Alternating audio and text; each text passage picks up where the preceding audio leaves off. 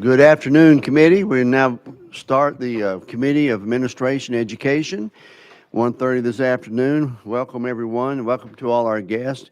We have a full calendar, not only with a consent calendar, but also legislation that we're working on. But to begin with, Madam Clerk, would you call the roll? Representatives Baum, Bulso, Butler, Sapicki, Fritz, Gant, Here. Gillespie, Haston, Hurt, Jones, Lafferty, Love, McKenzie, Parkinson, Reagan, Ritchie, Stevens, Warner, Vice Chairman Slater, Chairman White. Here. Mr. Chairman, you have a quorum. Thank you very much, committee. Before we begin, for our guests, we always like to start this committee with a prayer.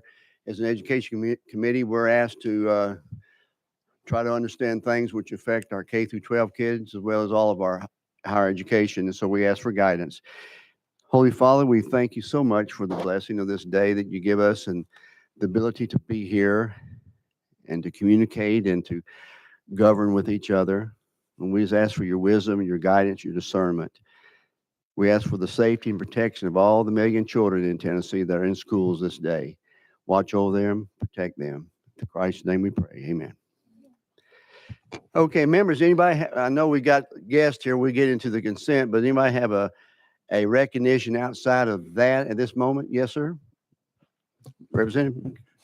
Thank you, Mr. Chair. I'd like to recognize and acknowledge a longtime ORNL employee, my good friend, fraternity brother, just a great, great man. Mr. Frank Gathers is in the audience.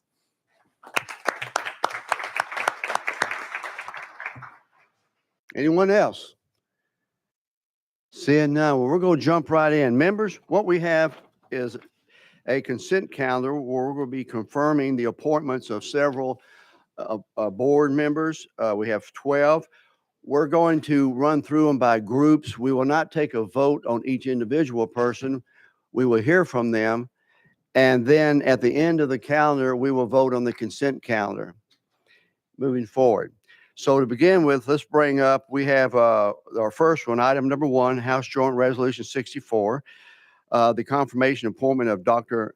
McKinney, University of Tennessee Board of Trustees. I believe she's the only one, yes, on that. So come on up to the front and make sure the mic is on. Identify yourself for those not only up here, but also for our streaming audience. And then you're recognized. Can you hear me? Okay. And I would take about a minute and just kind of give a little bit of your background and share with the committee. Absolutely. My name is Shana McKinney. I am from Knoxville, Tennessee, and live in Shelby County now.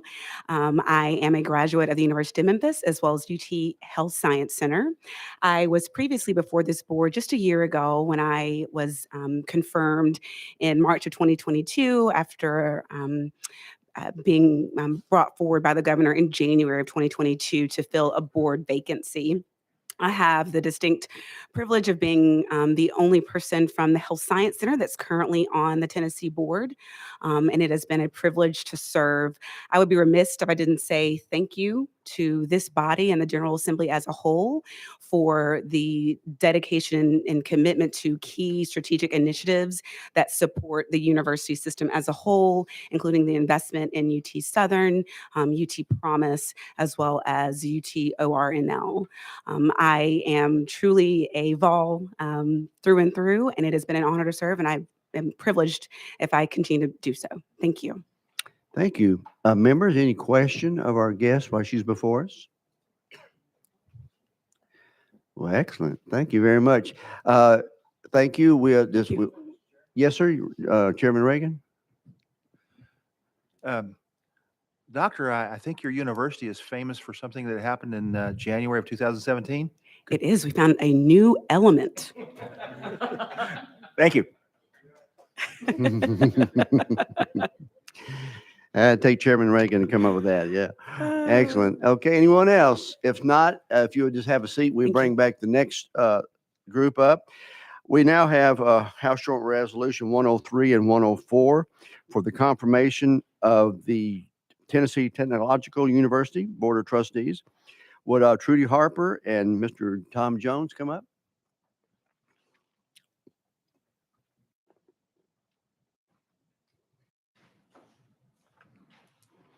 Members, this is for the Tennessee Technological University Board. Once you're settled in, just make sure your mic's on, identify yourself for the audience, and you may begin. Ms. Harper, would you like to start out? Is this mic on? It is. It Excellent. sounds like it Thank is. you. Well, thank you for having us here today. Thank you for giving us a chance. I'm going to speak for Tom as well when I say that we were inaugural members of the Tennessee Tech Board a little over 6 years ago, and we've both served consistently through that. Tom was the first chairman, and I've been the second chairman, and that has been a great, great honor in my life, and I thank you all for that opportunity.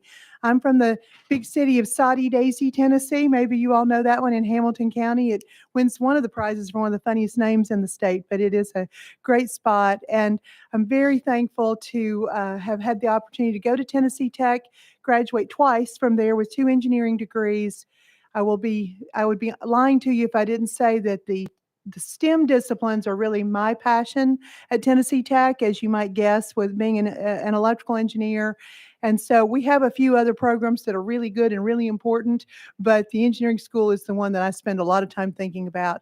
But we thank you all for what you're doing, including helping us get 2 new engineering buildings built, because when Tom and I were both in school there, the buildings that were there were not new then, and it's been more than 40 years since then. And so we're ready for some new buildings. It's going to be exciting for our university. Thank you very much. Mr. Jones. Thank you. I just wanted to say thank you, Trudy, for the kind introduction. I graduated from Tennessee Tech in 1986 in electrical engineering. Spent 4 years in the Navy and then 5 years doing defense work, and then came back to Cookeville, Tennessee, which I'm glad to be back there. I would say Trudy and I are both very passionate about Tennessee Tech.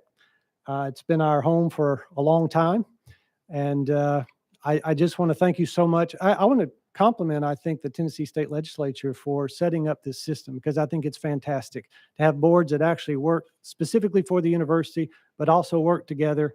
And overall, it's been a great experience. This is really, I think we were here 7 years ago being confirmed, and look forward to being on the board again. Thank you. Thank you very much. And I agree, when under Governor Haslam, we set up the 6 LGIs could also have their boards of governance. I think it's proved well to have been a great move. Members, any questions of our 2 from Tennessee Tech? Yes, sir. Representative Fritz. Thank you, Mr. Chairman. Just to thank you for your willingness, and sir, thank you for your service to this greatest nation that's ever existed. Thank you. Thank you. Anyone else? Seeing none, thank you also very much. If you kindly have a seat, and when we get to the end of the list, we'll move forward. At this time, we have 5 members from the University of Tennessee Southern Campus. If y'all could all make your way up, and we have 6 seats, so just on either table. And then I will start. Just make sure your mic on when you do speak. Members, this is House Joint Resolution 107 through 108, 160, 159, and 158. Items 4 through 8 on your consent calendar. And this is for confirmation for the University of Tennessee Southern Advisory Board, not the board, but the advisory board. So let's start with, let's start with Mr. Jimmy Granberry. Yes, sir, there you are. Well, thank you, sir, for the opportunity to speak with this great committee today. And it's my honor to been selected by Governor Lee to serve on the first inaugural advisory council to support this great university in south part of the state, in the 13 rural counties of Giles and Lawrence and Maury, and all down in that part of the country. I served on the Martin board for 10 years prior to the merger, and I look forward to furthering the advancement and the great opportunity that this will have for this part of the state. Thank you. Thank you very much. We now have, is it pronounced Doran? Doran Johnson? Duran. Where is Representative Clay Doggett? Sir, could you come up? You have a couple, this is from your area, and you asked to be able to recognize 3.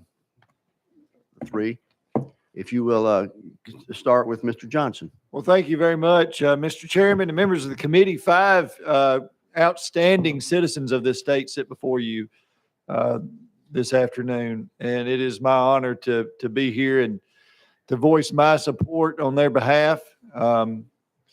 As it was said earlier, Mr. Granberry introduced himself. He had served on the board there at Martin Methodist College before the acquisition that took place. Mr. Duran Johnson lives out on the western side of the county. Known him for many, many years. He's been very active. He was administrator, worked his way up through NHC, if you've heard of NHC, the nursing homes.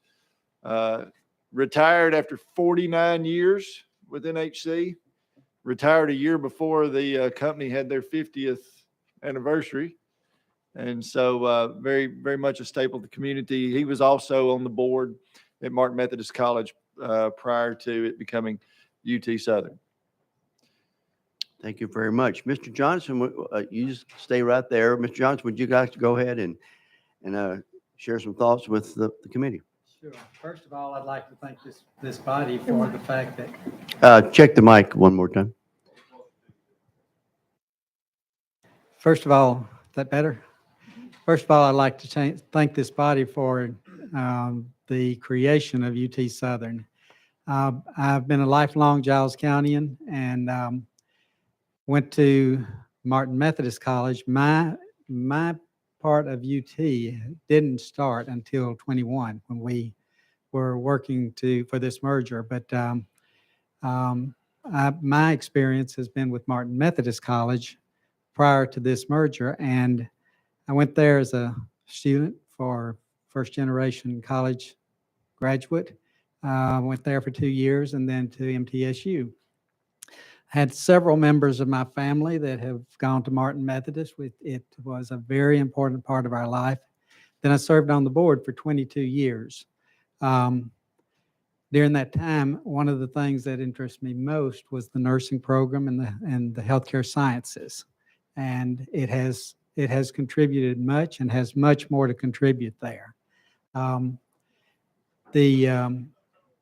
All the time that I served on that board, of course, it was a small private institution. It struggled, and sometimes we didn't know where we were going next with it.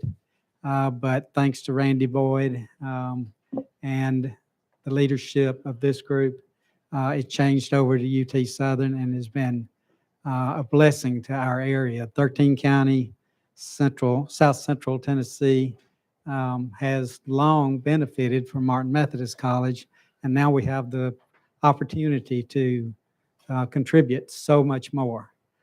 So that's my interest in the school, and would appreciate your confirmation.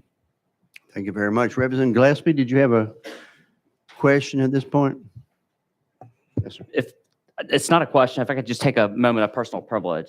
Sure, you're recognized, Representative Gillespie. Thank you so much. I just wanted to recognize Shelby County Mayor Lee Harris is in the room. Used to be a Senator Harris, so if we could just everyone give him a round of applause, please. Thank you for doing that, Representative Gillespie. Appreciate it. Any questions of Mr. Johnson? Okay, Representative Doggett, let's now go to Miss Beverly Johnson. Well, Miss Beverly Johnson, and another fine Giles Countyan that we have. If you've ever had a sun drop or a diet sun drop, chances are it come from her company, because that's what they do. They supply the state with the nectar of the gods, as some people would call it. But Ms. Johnson has a very impressive resume as well, not only just as her involvement in the community, but in her involvement with wildlife and with conservation, serving on the Tennessee Wildlife Federation, also as a commissioner with the TWRA. And so she's done a lot, and she's going to be a great asset to this advisory board. Thank you very much. Miss, just lost my place. Yes, Miss Johnson, you are now recognized. Oh, thank you. You can call me Beverly. I think the most interesting thing is I'm the oldest of 5 children. My parents were farmers. Well, my father worked at DuPont in Columbia and would get up, milk cows, and go work.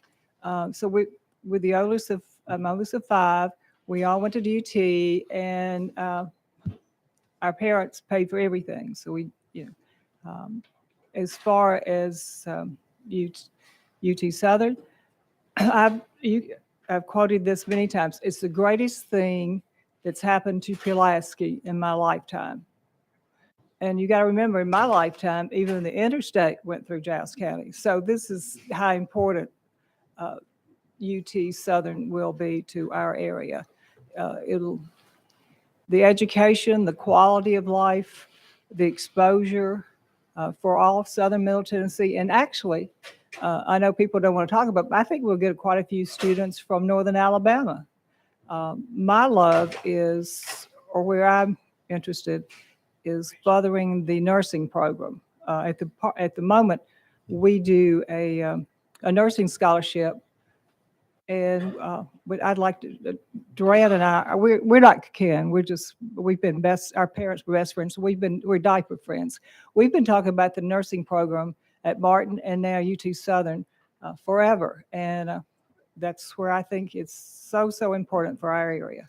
And thank you for all you do for Tennessee and education, because that's so important.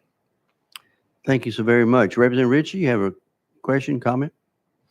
Thank you, Chairman. Thank you, Ms. Beverly, for being here today. I actually had a question for Chairman Doggett, and was curious if you've had a sun drop today yet. You're recognized, Representative Doggett. Thank you, Mr. Chairman. And no, sir, I have not. Do I look like I need one? It's been a long day. Okay, moving right along, we, Representative Doggett, we have Dr. Charles Doug Haney. You are recognized. Yes, sir. Dr. Haney, his wife, Tammy, is here with us today. She's sitting in the back of the room back there. But Dr. Haney, again, another great member of the community of Giles County, very well known and respected, probably takes care of 90% of the citizens of our county that go to him to see him in his medical practice. He's winding down and retiring, which has made a lot of folks sad. My wife grew up, he was her physician. She ended up working for him. And so that's where we take our kids but a great man. Had the pleasure of growing up with his children. Also great folks. He's been a part of, he's on several boards. He served on the First National Bank board that's there in Giles County, and also has served on the UT Foundation board of directors. And so he again will make a great asset to the advisory board for UT Southern. Thank you. Dr. Haney, you're recognized. Thank you, Mr. Chairman, and legislative body here. We thank the whole legislature for its attention to education, higher education, in particular the UT system. We thank you for all of your support in the past and ongoing into the future. I'm a native of Giles County. I attended Martin College at the time, then went to UTK and then to the UT Health Science Center. So a lot of orange there. My only blemish is I did a 3-year residency at the University of Alabama in Huntsville. Maybe you'll forgive that. It's been my great honor to serve the people of Giles County for the last 41 years, and we look forward to our opportunities that avail us now at UT Southern, and we hope that we can make a small contribution to the university there and to higher education in general. We thank you for your consideration. Thank you very much. Members, any questions or comments? Chairman Lafferty. Thank you, Mr. Chairman. Thank you all for being willing to take this up and serve your state and serve this university. Very grateful for that. I've got some concerns that have been brought to me just since this session started from students. They weren't at Martin, or I'm sorry, at Southern, but they are in the UT system. I've had some students bring some issues to me. around professors overemphasizing their personal beliefs versus teaching and focusing on academics. You all have a much closer view than the broader Board of Trustees does over the whole system. You have a closer view there where you are. I just want to ask and encourage you all to please continue to make sure that this is an institution that's focused on higher learning, that turns out educated and prepared students that are ready for the world. And let's not get bogged down in this hyper-political state that we seem to be in this country today. And with that, thank you again for serving. Thank you. Okay, members, we're going to go to the last confirmation, House Joint Resolution 159. Ms. Carolyn Ezell McAnally. Representative Doggett, did you want us to also do the honors? I'd be glad to. She's a Lawrence County native, graduate of Martin Methodist College. From before the transition over, she works at one of the largest employers there in Lawrence County. So she has a lot of contact with people and a great ambassador of Lawrence County, and will do a fantastic job as well on the UT Southern Advisory Board. Thank you very much. Ms. McAnally, you're recognized. Thank you. I just want to say, also echo the words of everyone else up here. It's really a privilege to be here today, and I want to thank all of you for allowing us to be here today and all that you do. Like Mr. Doggett said, I did graduate from Martin Methodist. That campus is very close to my heart, near and dear. They, gave me a great education and then also helped me find a great job after I graduated. So I'm very thankful for them, and I can't wait to see how the campus can grow. I think there's a lot of buzz around Pulaski right now for UT Southern. They're very, very excited to see this campus become part of the UT system and really grow. So I'm excited to be a part of that. Thank you. Thank you. Any questions, comments? Okay, see it. Representative Jones, you're recognized. Thank you so much, Mr. Chair. I just would be remiss. I keep hearing about Martin Methodist College. I just want to honor my constituent, Ms. Lena Brown Prince, who was the first African-American student to integrate Martin in 1963, as this is the first day of Women's History Month. I was recently touring your campus. It's a beautiful campus, and she was so proud of the history there. And her brother is James Brown, who has a mark outside the courthouse there in Giles County. So got to see that and really was grateful to see the history in that institution. So thank you all so much. Thank you very much. Well, members, that's our 5 from UT Southern. Mr. Granberry, you're the only one that wasn't introduced by Representative Doggett, so I think you're the only one who's got a chance moving forward. Sorry about the That other was by 4. design, then, wasn't it?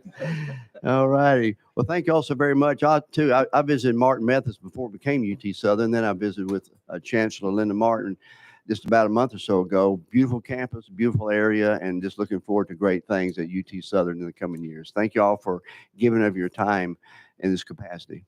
Thank you. Thank you, Mr. Chairman. Thank you, committee. Thank you, sir. Appreciate it. Y'all may have a seat again. I'm going to bring up now item number 9, House Joint Resolution 156, University of Tennessee Chattanooga Advisory Board. Mr. Scott Leroy, if you would come up, sir, and just have a seat. This is the only item on the calendar for the University of Chattanooga Advisory Board. Mr. Leroy, you are recognized. Mike, hit the red button on the mic. Button. There we go. Now I have 2 red buttons. It's my privilege to be here returning today, hopefully for reappointment to the UTC Advisory Board. Been here before, and it's been a true honor to work on that committee. And the work is good and it's very helpful. And I truly appreciate the work of this committee looking out for the needs of higher education. Just not to bore you with too much history, but to give you an idea of my love of UTC. I was a first-generation UTC student, graduated in 1979. My wife was a special ed graduate from that school as well. Our oldest daughter graduated there twice, and now my grandson is a student at UTC. That's all I have. Okay, thank you very, very much, Mr. Leroy. Any questions of our candidate for University of Tennessee Chattanooga Advisory? Chairman Lafferty. Thank you again, Mr. Chairman. Thank you, sir, for your service and being willing to continue to serve. You probably heard the remarks that I made just a minute ago. I One of did. those students was from UTC. And I just want to, again, emphasize, let's make our institutions of higher learning, institutions that turn out better students, better citizens, people that are prepared and ready to go into the workforce. And please do what you can to keep an eye on the extremes going on inside the classroom. Yes, sir. Thank you, sir. We do, and we, as you probably all know, we have a student representative on our board, and they are very active, and we've truly enjoyed having them, and we value their input. And if your student wants to identify themselves and seek me out, I would be happy to talk to them. Thank you for that. Thank you so very much. Appreciate it. Thank If you. you may have a seat. Members, we'll bring up the last three confirmations today, items 10, 11, and 12. This is for confirmation on our Charter School Commission. So if those three members will step up to the table. Members, House Joint Resolution, Chris Tudor, House Joint Resolution 112, Alan Levine, and House Joint Resolution 113, Mr. Michael Carter Sr. Let's start with Mr. Chris Tudor, who is a fellow Memphian and good friend from down home. And so we worked together in the past through past elections and all. So, sir, welcome. You may begin. Thank you. Good afternoon. As Chairman White mentioned, my name is Chris Tudor. I am from Memphis and honored to be under consideration to be part of this very, very important board. Very briefly, my experience, I'm a partner of business law with Butler Snow in Memphis. I've represented a charter school for the past 5 years. I'm also the father of 5, 3 of whom are school-age children. They attend our local public schools. My wife is an educator. She taught with Teach for America and then worked for Teach for America in Memphis. My heart, my passion is ensuring that every student in the state, no matter their neighborhood, socioeconomic status, background, has an opportunity to have a quality education. That's my priority. Like I said, honored to be considered. Thank you for having me. Thank you very much. Any member need to ask a question of Mr. Tudor? Let's now go to Mr. Alan Levine. He's also a longtime friend and someone who I respect so highly, and I appreciate you being here and also for on the commission you've been on before and will continue to serve, hopefully. And so you're recognized for comments. Thank you, Mr. Chairman. And first of all, it's an honor to follow such great Tennesseans, to be amongst such great folks who are willing to serve. And before you, 3 years ago, I sat here and made a commitment to you before you were graciously or graced me with your vote of confidence that we would faithfully carry out your policy. And for the last 3 years, we've worked really hard to do that. My personal passion is to make sure every child in this state can graduate high school, college, or career ready. And it's a passion I know everybody here shares. There's nothing more important that we can do for our children than to give them the opportunity to succeed in whatever their ambition is. And so it's great to be back here again, and I look forward to continuing my service. Thank you very much. Members? Seeing none, let's now go to Mr. Michael Carter Sr. I had the privilege of meeting him a few minutes ago. And welcome, sir. You're recognized for comments. Can you hear me now? There you go. Okay. Thank you, Mr. Chair, and thank you, House members, for, again, having this opportunity to come before you to give brief remarks. I'm a Detroit boy. And so as a Detroit boy that, in fact, again, left home at 16, and having had mentors and having people that supported me who were educators, there has truly been, again, from a legacy standpoint, a high priority I placed on education. As a businessman, as a philanthropist, as a founder of a charter school back in Detroit, as someone who, in fact, again, has 2 wonderful kids and 4 grandkids, there's no greater gift that we provide to, again, youngsters than provide them with a good quality education. So I'm passionate about charter schools. I'm passionate about the fact we give these scholars opportunities to do something with their lives. And so, again, this commission that, in fact, I'm serving on, I really have come to not only get to know, but to really, in fact, appreciate, again, having, again, collaborative, cohorts who have the same passion I have. It's not about party. It's not about you. It's about what we can do to impact scholars. And so I'm looking forward to my term of 5 years in serving. Thank you, Mr. Chair. Thank you very much. Representative Love, you're recognized. Thank you, Mr. Chair. Mr. Carter, thank you. I know your work here in Nashville and what you've done to further so many advancements for people. So grateful for your willingness to serve on this commission. Thank you again. Thank you, Representative Love. Thank you. And I'd like to add my comments. I told you before, the Charter Commission, in my opinion, is one of the most important commissions in the state. When we created the charter school movement in Tennessee in 2002, we want the best and the brightest and the best charter schools in our state. And that commission, y'all have that authority. You have that mission. So thank you all for willingness. I know it takes a lot of time and a lot of commitment, and you've got some excellent board members that they will roll before us later in later years. So anytime y'all need anything from us, let us know, because you have a very important role, and thank you for giving of your time. Members, any further comments or questions at this point? If not, I'll entertain a motion in a second. Oh, I need to go back into session. We're now back into session. Do I have a motion and a second?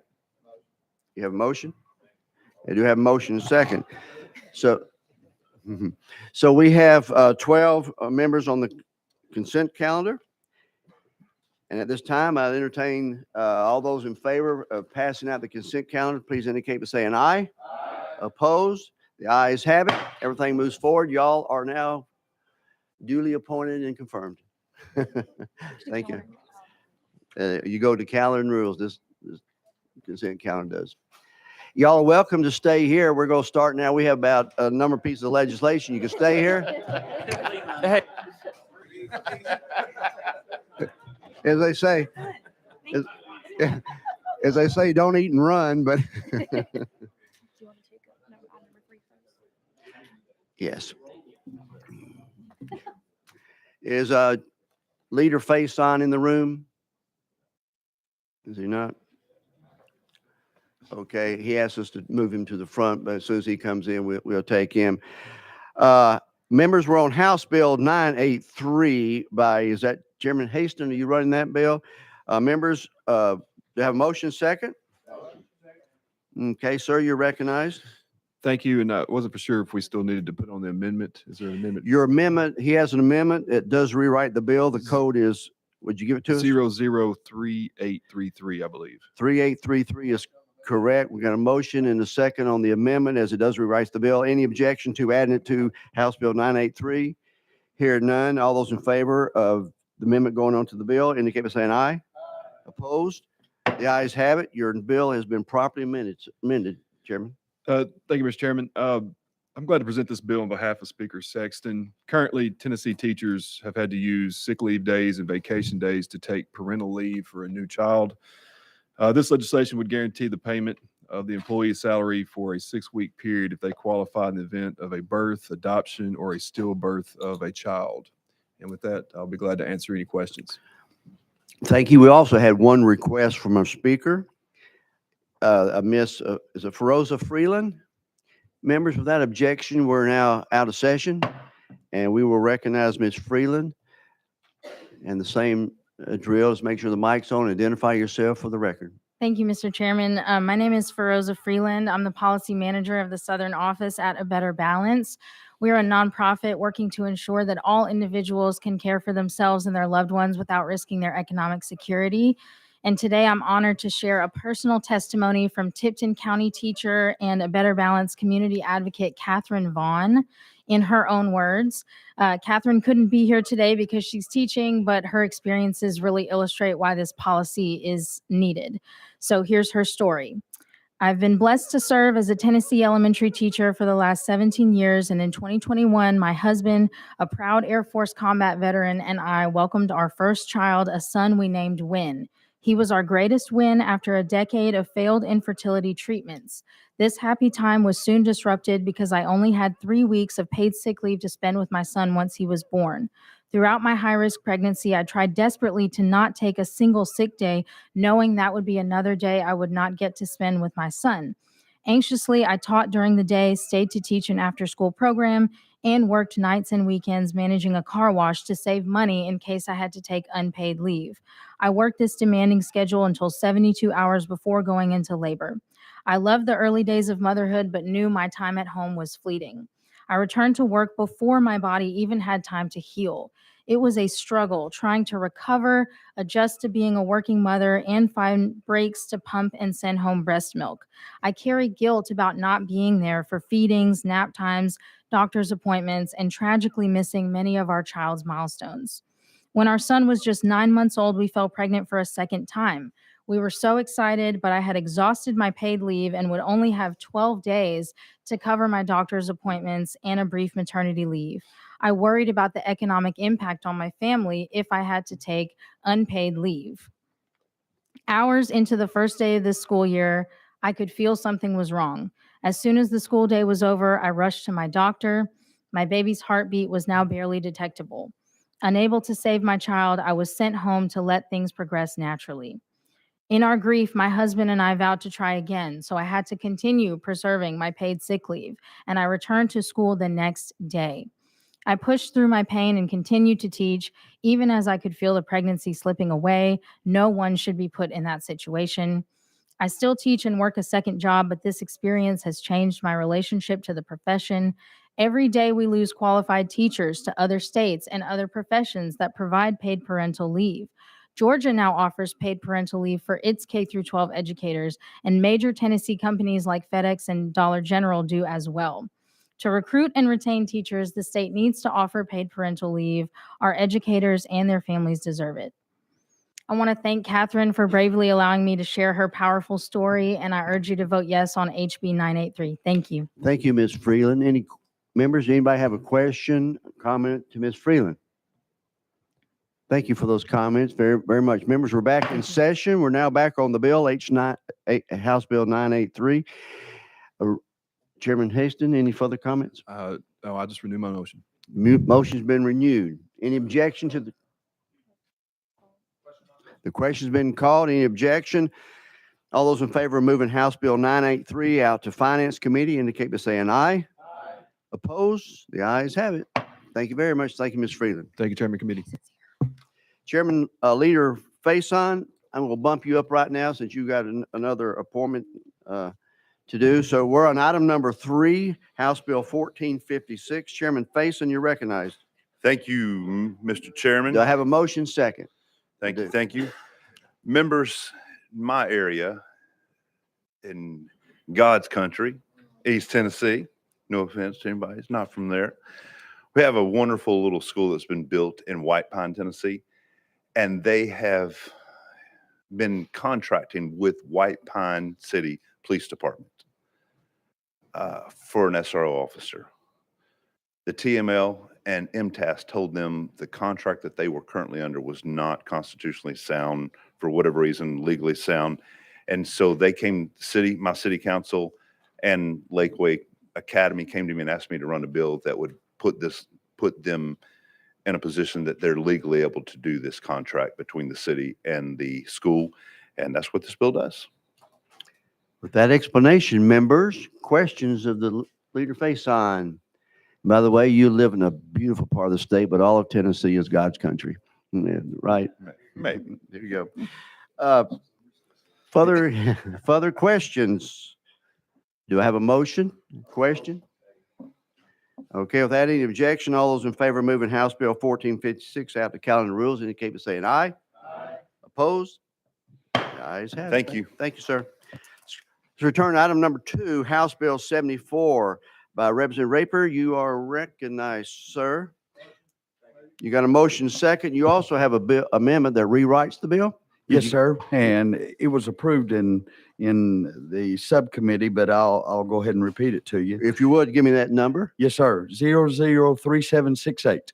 Members, this rewrites the bill. Any objection to add it to the bill for proper discussion? Got a motion? Do I have a second? Okay. All those in favor of adding Amendment 3768 to House Bill 74 indicate by saying aye. Aye. Opposed? The ayes have it. Your bill is properly amended. You may now explain. Thank you, Mr. Chair, and thank you, committee. Good afternoon. This is administration cleanup bill. This would correct all occurrences in TCA that state GED or HiSET. The new terminology is high school equivalency credential.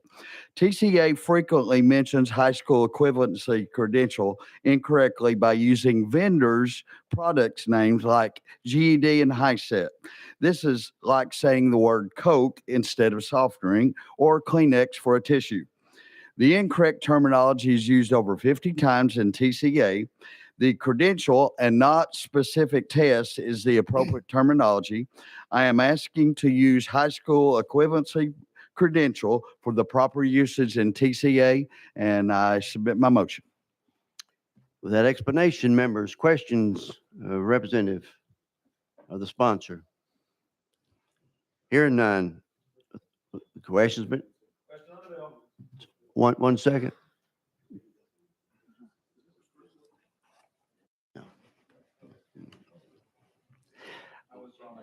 You withdraw the question. The question of me was, is this your first bill in education? No, sir. I didn't think so. Oh, good. The question's been called. All those in favor of moving House Bill 74 out to county rules indicate by saying aye. Aye. Opposed? The ayes have it. It moves out. Thank you, Mr. Chair. Thank you, committee. Members, members and also our audience, a lot of times you see that some of these we pass and go through. I give credit to Chairman Haston of our K through 12 subcommittee. These are vetted first in our subcommittee. And so usually the bill is got a lot of good merit before it comes into here. So that's appreciate Chairman Haston. Representative Love, you're recognized. Mr. Chairman, I am sure that I'm going to be out of order, but I do want to recognize that two very important ladies in my life have just come in the room. My niece, Christian Buggs, and my wife, Leah Love, have just, come on, stand up, Leah. So I got to go back home, Mr. Chairman, so thank you. Representative Sapicki. Mrs. Love, is there a reason for this complimentary action on his part? Did he do something at home that might get him in trouble?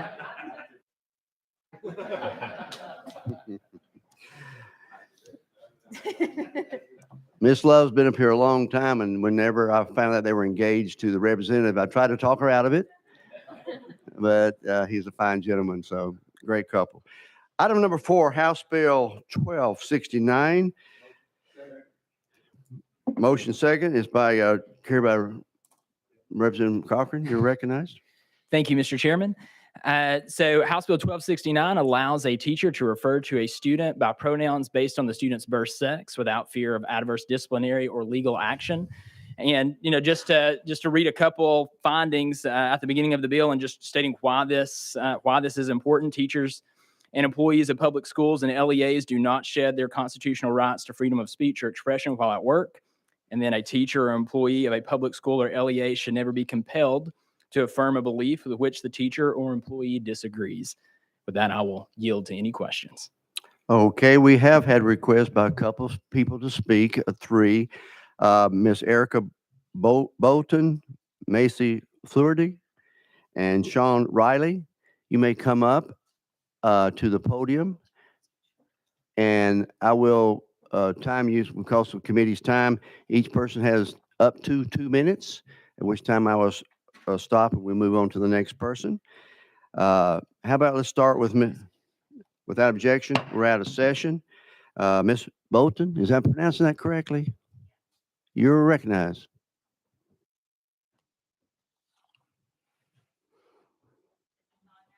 Not yet. Now, yeah, okay. There you go. Okay. It takes a little bit. Okay. Hi, my name is Erica Bowden. I have a PhD from Vandy, and I'm a mom of 3. This bill is ridiculous. This bill emboldens teachers, the ones we entrust to guide our children, to air their biases openly, to deny our children their true selves, to publicly misgender them. It puts a target on their backs. They will be bullied, taunted, and shamed. And instead of an education, these children will be gifted anxiety, depression, and adjustment disorders. And this is what you want for children. Tell me one positive thing that this bill, that any of these bills is accomplishing. We are not stupid. None of us believe this is about protecting children.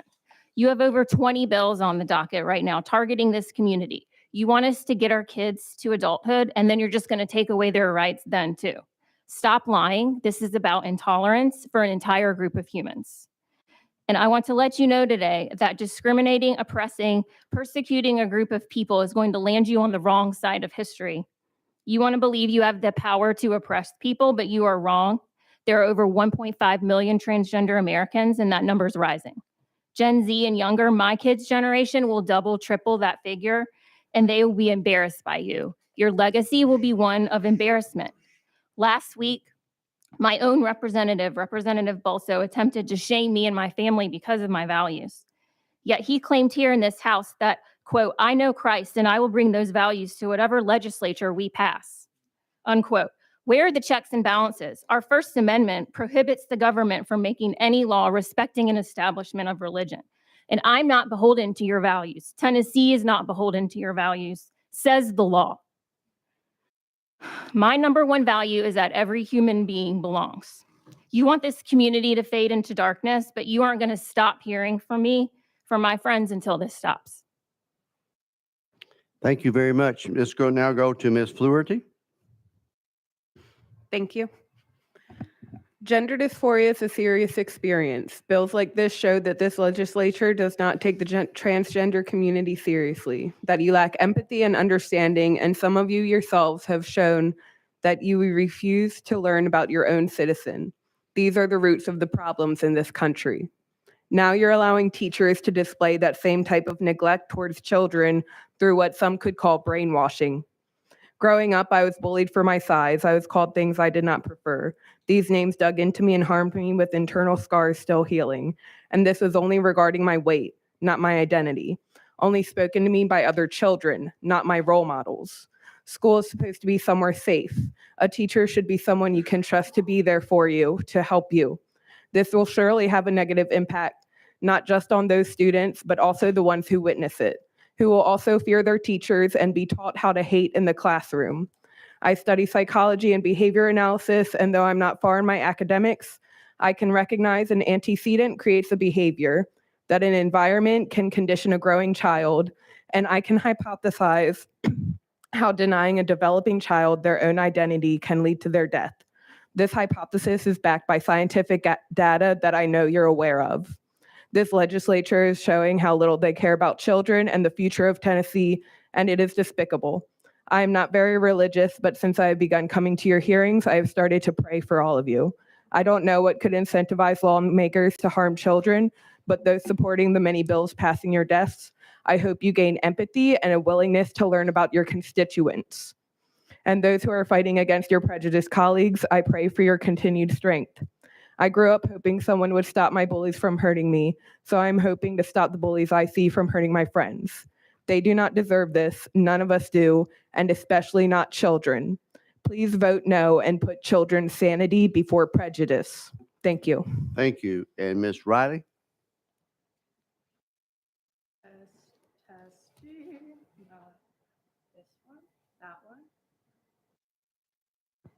There's so many red lights. I actually prefer mixed, Riley. I'm transgender and I use they, them, theirs pronouns, so I appreciate that. Thank you, Mr. Chair. Hello all. Again, I'm Sean Riley. I'm a representative of Glisson, Tennessee. Coming from an adult authority figure, refusing to use students' pronouns shows at best miseducation or unawareness of its impact on students' well-being, and at worst, an explicit form of cruelty and bullying. No one can learn in a school from someone they feel disrespected by or feel fearful of, which is the type of dynamic created when teachers use pronouns that don't align with the student's identity. Learning happens in environments where students feel safe. The vast majority of LGBT students in Tennessee regularly hear homophobic and transphobic remarks, not only from their students, but from their teachers. This bill legally protects this kind of discrimination. I want to share testimony of an educator who is afraid to come and testify because this is the kind of civic engagement climate that the Tennessee legislature is creating. From a local librarian, I'm a librarian who engages with teens from local schools every day. Students have a hard time getting teachers to respect them and their pronouns as it is. The last thing we need is the government mandating disrespect. So many trans folks, me being one of them, put off college because they're dissuaded from educational environments that are hostile to them and do not see them. The state of Tennessee will be actively disengaging students and pushing them away from academics because they will associate academics with a lack of safety. It takes courage to write an email to a teacher, request them to use correct pronouns, and it's absolutely earth-shattering when the plea is ignored. It will teach students that their well-being and safety is not a priority in school, and doubly troubling for our most at-risk students who will feel even more cautious to reach out to help anyone from school environments. Research shows that LGBTQI students that go to schools that have supportive and inclusive policies, supportive teachers, and inclusive curricular material have higher educational aspirations, experience higher rates of school belonging, higher academic achievement, and lower absenteeism when compared to those without such supports. Thank you. We hit the 2-minute mark. I Thank appreciate you. that. Thank you very much. Mhm. Okay, members, before we go back in session, do I have any questions from the committee?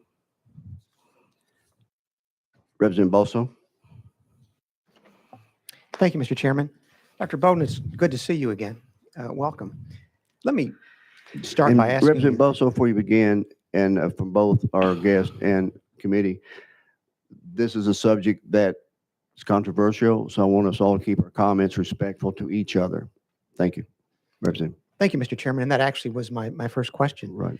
Have you found it to be the case in your experience, Dr. Bowden, that the best way to persuade others is to insult them by telling them that their work is ridiculous, that they're liars, and that they're intolerant? You'll recognize Ms. Bowden.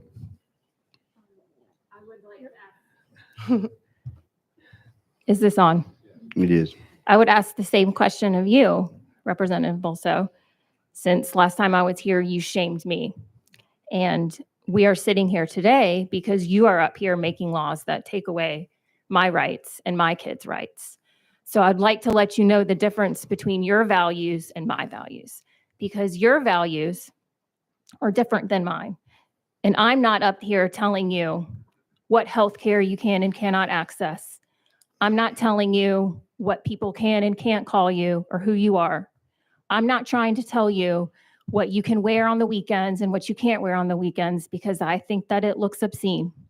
You're telling me that, and you're telling us that, and you're making laws around that. So I have a right to come up here and tell you what I think about that, and that I think this bill is going to embolden teachers to bully children. One teacher does it, another teacher does it, all the children do it. We know this cascade is going to happen, and it's discrimination. It's not freedom of speech, it's discrimination. Are teachers going to be misgendering all students or just the transgender ones? Representative Bolso, you recognize? Thank you, Mr. Chairman. You're aware, Dr. Bowden, of what an ad hominem argument is, correct? Sir, I'm not here to be intimidated by you today. I'm not intimidated by you. You recognize Representative Bolso? Thank you, Mr. Chairman. Well, Dr. Bowden, I can answer the question. An ad hominem argument is one that attacks Point of order, Mr. Speaker. This is not on the bill. This is irrelevant. to the Representative Jones, the chairman is in control. I'm recognized Representative Bolso. We will continue, and I will stop it if I feel like it gets out of line. Representative Bolso. Thank you, Mr. Chairman. An ad hominem argument is simply one that attacks the person. It's Latin for to the man, as opposed to the merits of an argument. And I would simply encourage you that we find it more helpful as members of this body to debate on matters of substance, not by way of insult. Thank you. Okay, we're going to move on. Anyone Excuse else? me, I would like to respond to that comment because you're dismissing that this is of substance to me Bolton? and my family. Ms. Bolton, I will recognize you. We won't have a running debate. Okay. You are now recognized appropriately. Go ahead. Recognize. This has direct implication for my family. This is not about you. I'm not attacking you. I'm attacking this bill because it takes away my child's rights. Last week, you guys took away my right to decide my child's health care. And I have every right to be here as a Tennessee resident, as your constituent. You came to my door and told me that your platform was limited government and that you were going to put more money into the schools. And you lied.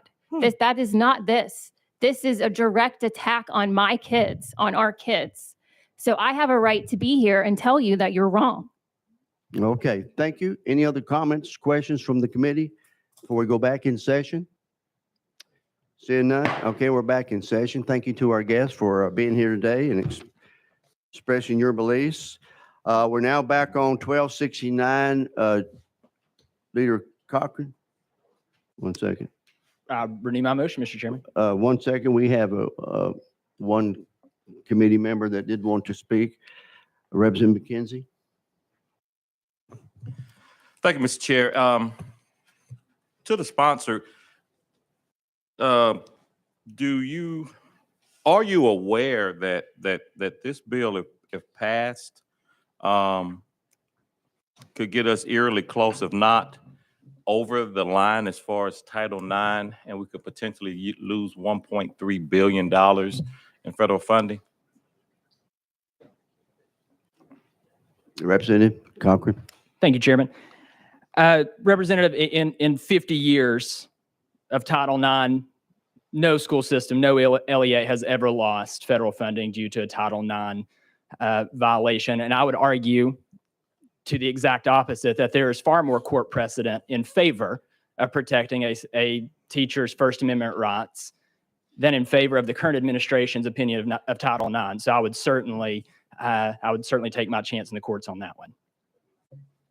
Follow up. Thank you, Mr. Chair. And that Title IX, it transcends present administration, conservative, a liberal, anything. Title IX has been the law. And I'd argue with you that the reason that when Title IX, if you look at the United States when Title IX was enacted and the United States today, it's because of Title IX and compliance with Title IX, strict compliance with Title IX, that we have women's athletics the way it looks like, and just general equality. So again, I will ask, because when the government passed a law, it's our job to enforce. And so I'll ask this a different way.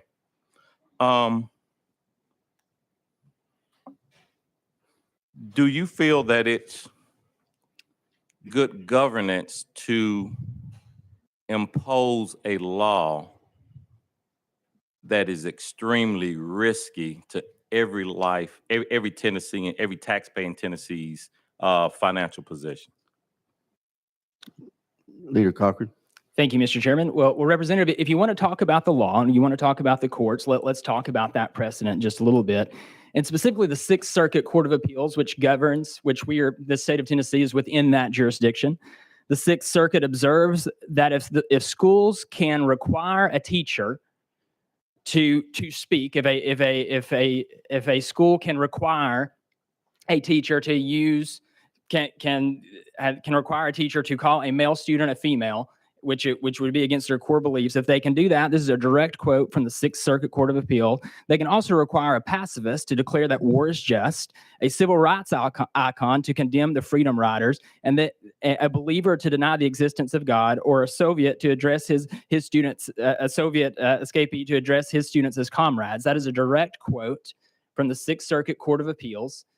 Essentially what they are saying is you cannot force someone to speak. That not only does the First Amendment protect your right to speak, it protects your right not to speak. You cannot be coerced to agree with something that is against your core values. That has been upheld in court multiple times in the Sixth Circuit and in other places in this country. So if we want to talk about court precedent, the precedent is certainly on the side of this bill. Let's now go to Representative Fritz. Thank you, Mr. Chairman. To the sponsor, I appreciate you bringing this bill. Just a quick question for you. I'm assuming you believe in absolutes, absolute rights, absolute wrongs, and I'll follow that with a question before you respond, please. Would it be the right thing for us to do to grade a math paper and when the test was, when the problem was 2 + 2 = 4, would it be okay to suggest that it's 5 just to placate someone's sensitivities to that? Leader Cochran. Thank you, Mr. Chairman. Representative, I believe that would be a very dangerous precedent and not the correct action to take. Thank you. And members, also, when we're discussing bills like this, I hope everyone's read. It's only a page and a half. I hope you book, chapter, and verse each one. I'm reading through this, and please correct me if I'm wrong, Leader Cochran. It just talks about the rights of the teacher, protection of the teacher. It doesn't say anything about discrimination against a student. Am I wrong in this? That is accurate, Mr. Chairman. Thank you. Representative Jones? Thank you, Mr. Chair.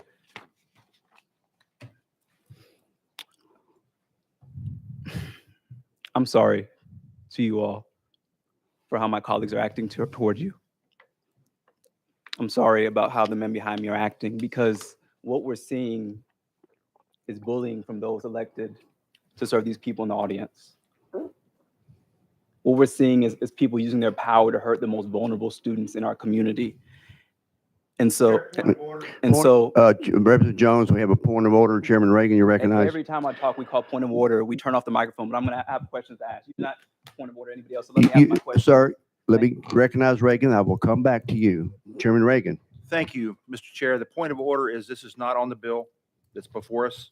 Speaking to the audience is not on the bill. If he wishes to direct comments or questions to the sponsor, we are in order. Otherwise, we're not. I submit to the chair's ruling. Thank you very much. Representative Jones, do you understand the point of order was made? We stay on the bill. I know we all have a worldview and a 360-degree view of things, but we can't go around the world whenever we're trying to express. Stay on the bill, please. All right. Thank you, Mr. Chair.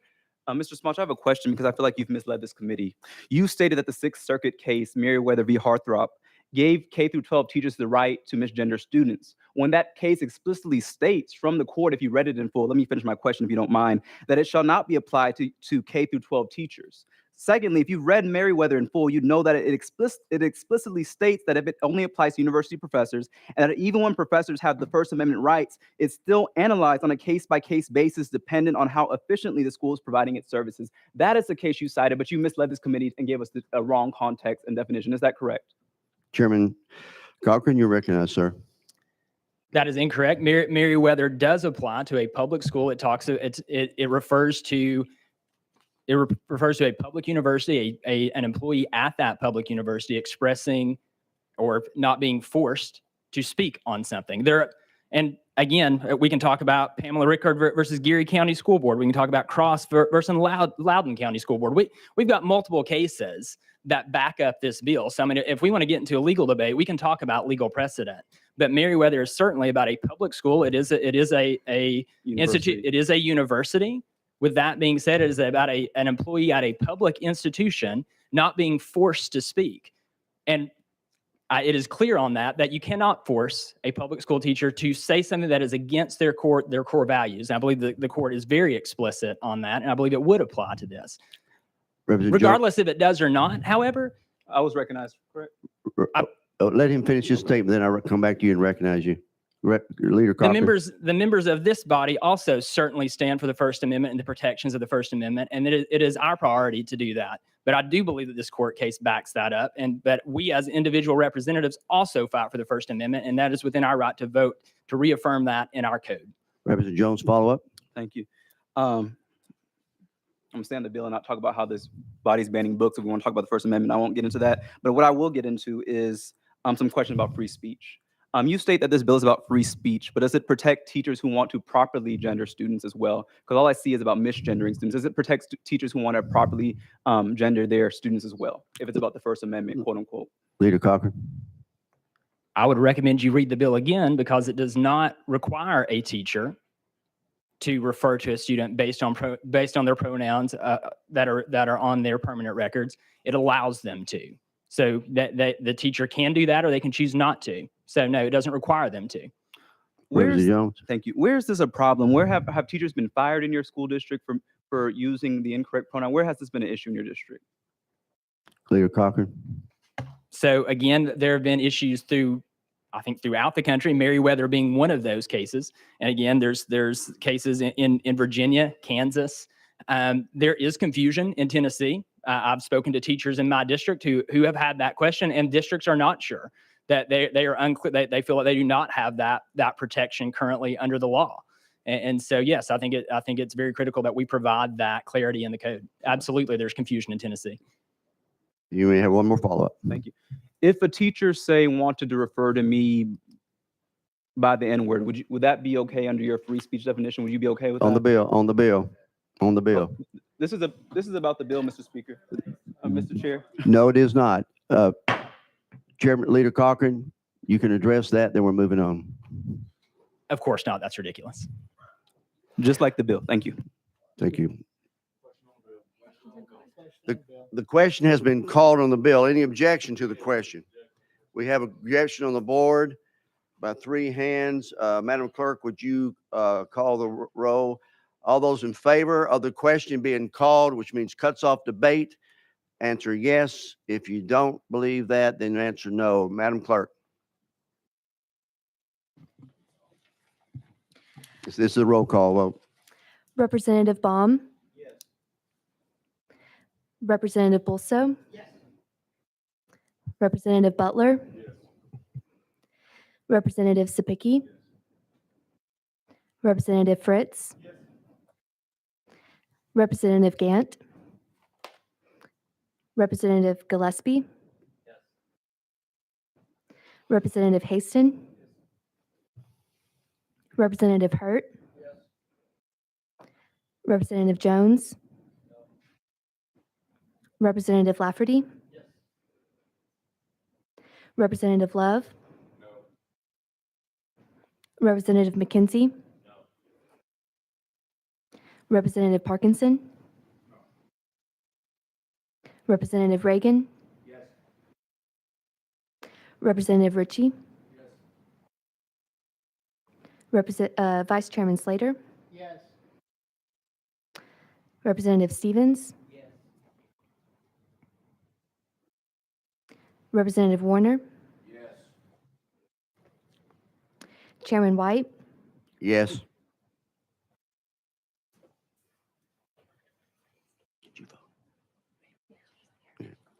Thank you. Chairman White, you have 15 ayes and 4 noes.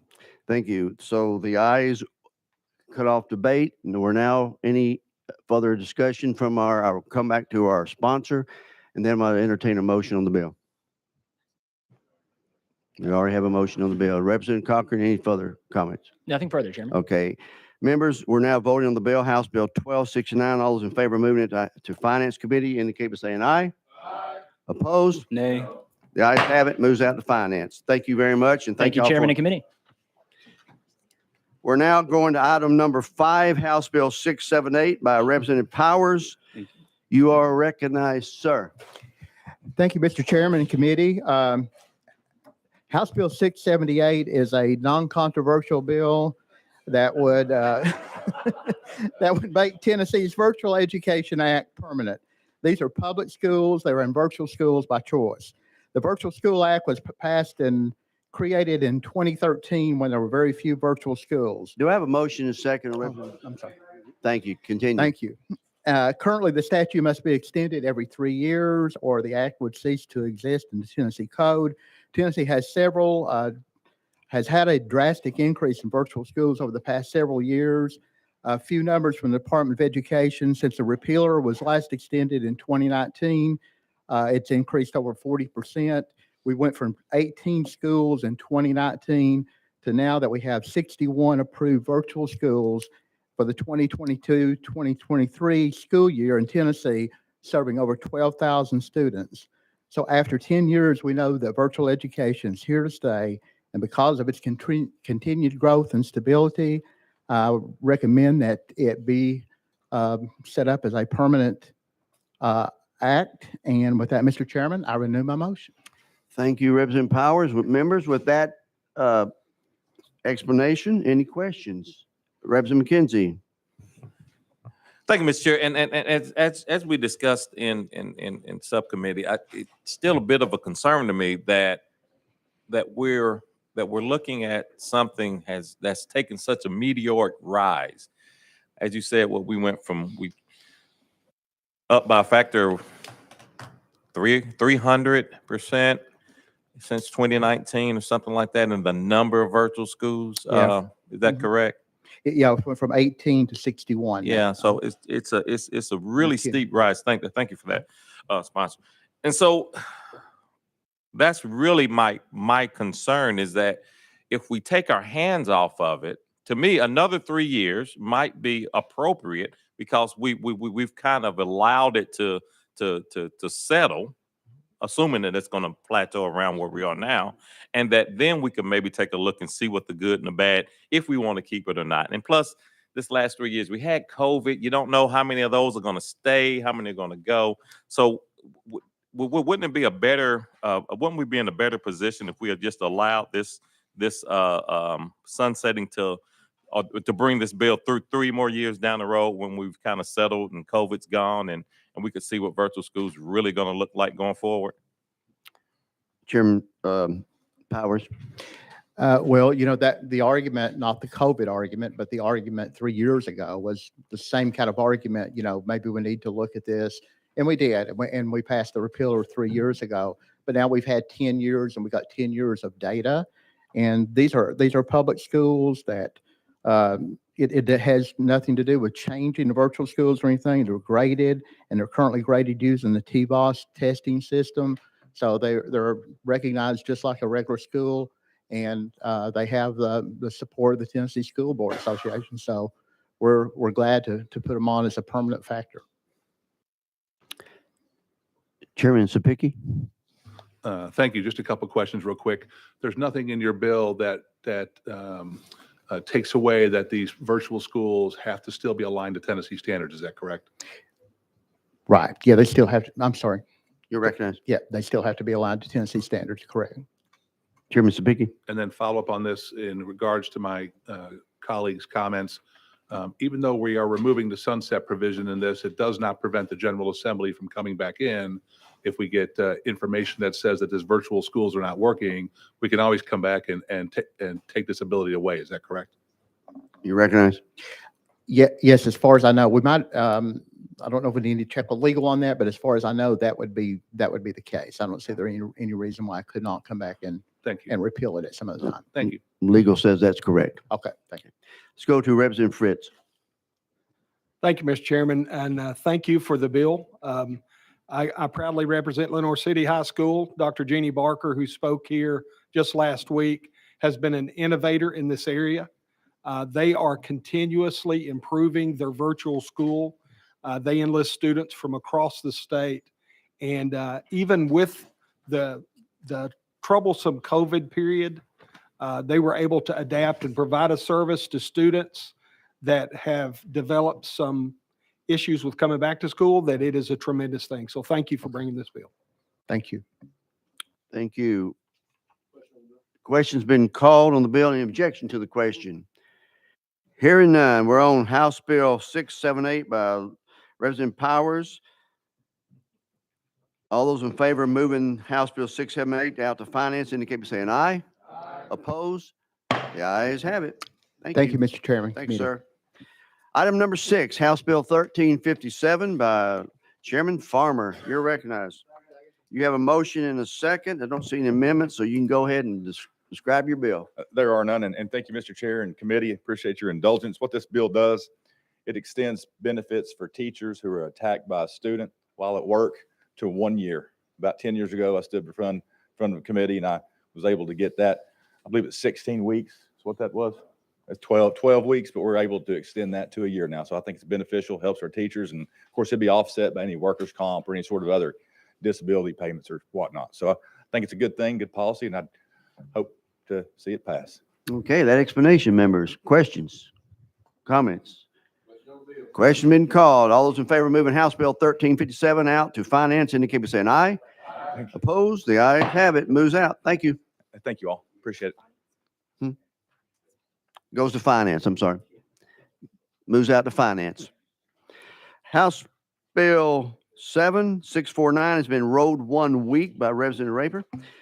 Item number 8 by Representative Sapicki. Got a motion and a second. And to get this bill in order, you have a couple amendments, but they do not rewrite the bill. Is that correct? No, Mr. Chairman, we'll only be using one amendment, and it'll be 003757. 375. Okay, we do have a motion. Can I have a second on the Mr. amendment? Chairman, Yes, sir. okay, hold on 1 second for me. Right. Go ahead. It does not. No, it does not rewrite the bill. Therefore, I would like to have discussion on the bill, and then we would come to the amendment. We're on House Bill 0007. You recognize On the bill. on the bill. On the bill. Members, this is a very simple bill. We are shifting in the 23-24 school year to the new TISA funding formula. The old BEP formula is being phased out here in a matter of months. And in that BEP funding formula, there was a stipend, if you want to call it that, for teachers' classroom materials. In the new funding formula with TISA, we are not directing any money on how the LEA spend that money. And so this $200 that was allocated for the teachers is no longer there.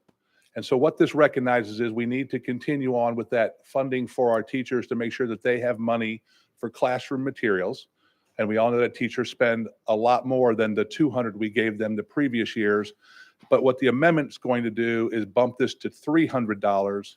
And the reason why is talked with members of the department and the fiscal note of $18 million at 500, it was going to be very difficult to attain that dollar amount.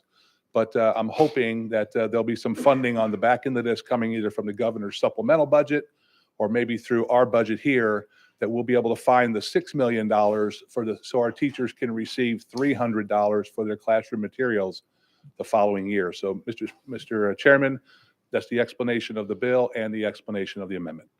So the $6 million you're requesting out of the general fund. That is correct, not TISA, sir. Okay. Members, that's the explanation of the bill. Before we get the amendment, any questions on the bill? Seeing none, Chairman Sapicki, now your amendment 3757. Do I have a motion and a second? We got a motion second. Go ahead and describe the amendment. So what the amendment does is it originally, the bill has $500 in there, which had an $18 million fiscal note. We were not going to be able to pull that off. And so I was asked to drop this down to 300 to make sure that we could have the ability to be able to fund this hopefully through finance or through the governor's budget to make sure that our teachers will still get their 200 plus an extra 100 for the 23-24 school year. And then hopefully we can take some time to look at this, and in the 24-25 school year, maybe we can find a constant funding source. We don't have to keep coming back and doing this all the time. So the amendment states from 500 to 300. Yes, sir. That's the gist. Members, questions on the amendment? Representative Baum. Chairman Sapicki, would this be funding through one of the categories in the TISA formula? I'm thinking specifically of maybe category 3 or 4, where the state can allocate specific amounts of money for specific things, like $100 for students to take the ACT. Is this something that could be added in category 3 or 4 as a specific line item? Chairman Sapicki. Trying to protect the integrity of what this body passed with TISA, of not directing locals of what they are going to do with the money to keep it open for them. I would probably say no to that. From what I've been told by the department, is that could create some conflicts where now we start allocating and directing funds, which takes away the spirit of TISA, where it's a funding formula that, hey, here's how much money these kids are going to get, but your district is different than mine district, then different than another district. Give them the flexibility to spend that money how they need to address the students' needs. I think it's easier for us to keep this outside of TISA, where we can just direct those funds directly and we don't get into any kind of local match issues and things like that. Chairman Baum. Okay, thank you for that answer. I think that is my understanding of the new TISA formula. As we move from the BEP to TISA, we're trying to get away from the state earmarking money for certain things and instead just provide the funding to the LEAs, let the LEAs decide how to allocate it. So maybe it's good that this would not be through category 3 or 4 or through the TISA funding formula at all. Thank you. Thank you, Mr. Chair. Thank you. Any further discussion on Amendment 3757 from the committee? Question being called. All those in favor of adding the amendment onto House Bill 7 indicate by saying aye. Aye. Opposed? The ayes have it. Your bill is amended. Any further discussion, Chairman? No, sir. Okay. Any objection to the question?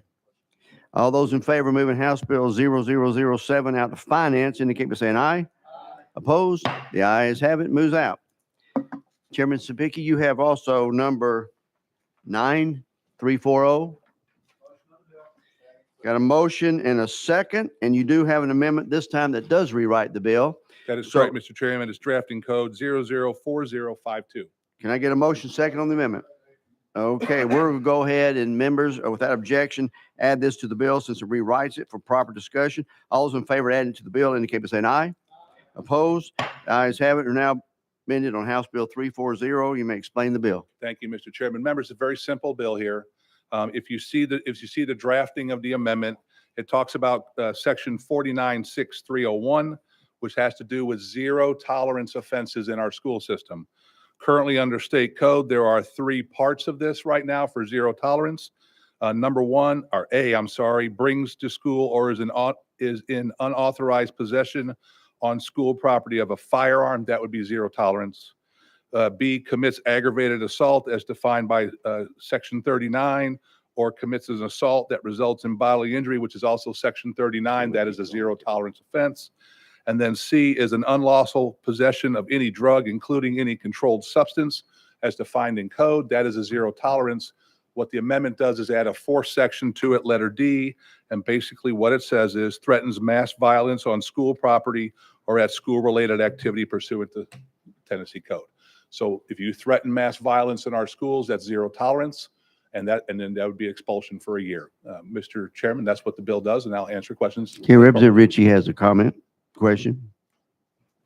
Thank you, Mr. Chairman. And I see in section 2A, it says brings to school or is in unauthorized possession on school property of a firearm. I like that particular wording. My just comment that I want to end up making is there's so many laws that are on the TCA code right now that says handgun versus firearm. So I'm thankful that you actually articulated the correct terminology when it comes to firearms in the state of Tennessee, whereas in previous General Assemblies, they've miscategorized that or put it as the improper term. Thank you. Thank you. Representative Parkinson. Thank you, Mr. Chair, and thank you, Chairman, for bringing the bill. What on letter D, can you repeat what that was again? Absolutely. D, and this is verbatim, threatens mass violence on school property or at a school-related activity pursuant to TCA Code 39. You recognize, sir. Thank you, Mr. Chair. And so what happens if they make that threat, but they're not on school property? You recognize, Chairman. I guess if they, I'm sorry. I guess the answer would be is if it's a threat about the school, would that be correct? Yes. I guess that would be up to, I guess if you're making the threat about the school, that would be threatens mass violence on school property. So unable to make the threat to shoot up a school, you'd have to be on school property. No. You recognize. Thank you, Mr. Chair. I don't think you have to be on school property to make a threat to shoot up the school. You know, you can make the threat from a phone booth or from a cell phone, and you know, make it. And I understand your intent with the bill, and I would think that, and I don't want to speak for you, I would think that your intent would also be to cover that. That's correct. And is there and I don't know, Mr. Chair, if that would be a substantive. Somebody help me out, y'all. I'm struggling. Verbal amendment to fix that. I think I understand the spirit of the chairman's. What he's trying to do with the bill, and I think he want to include it. You have an issue with that? If I, Chairman speaking. if I may, Mr. Chairman, the draftee is sitting right next to you.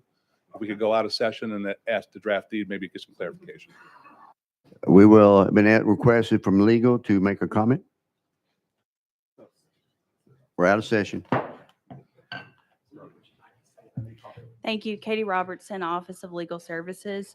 Threatens mass violence on school property or at a school-related activity is a criminal offense in Tennessee Code Annotated Section 3916-517.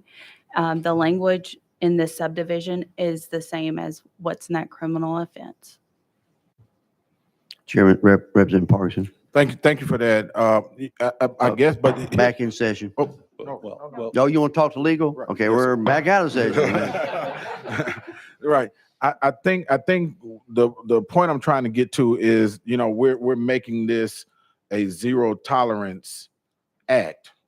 And so in order for us to be covered that that person would be removed from school under the chairman's legislation, if they make a threat from away from school property, school function, that should probably be included in the language. And it's a simple change from at school or away from school, or, to make sure that we cover that. Am I off base with that?